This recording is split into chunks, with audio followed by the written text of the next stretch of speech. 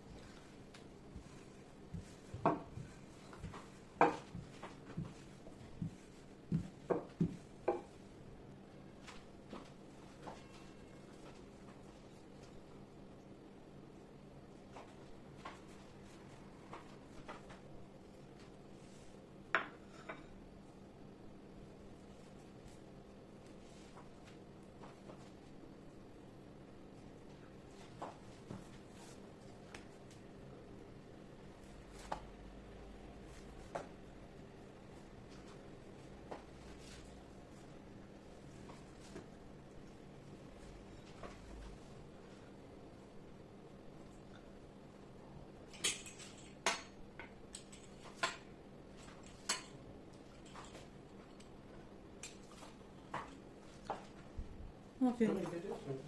Şimdi değil. Yemek yemeden gitmek istemiyorum. Yemek yiyeceksin kızım. Poğaça yapıyorum.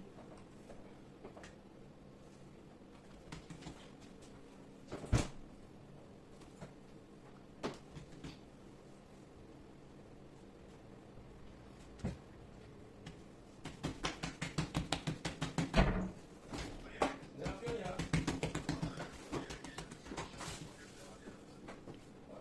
Hı? Yok ya, iyi oluyorum ya. Dinlendikçe çağıracağım. Gerçekten bunu şey yapmak gerekiyormuş. Doktorlar. Çok memnunum ya. Bu evi kaçırken var ya. Nutella nerede? Ne yapıyor? Gidiyor mu? Dur. Şu an poğaça yaptım. Mustafa nasıl acaba?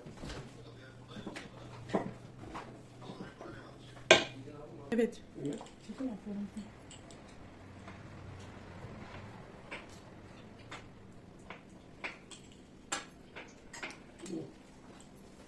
Fatma güzel değilmiş o zaman.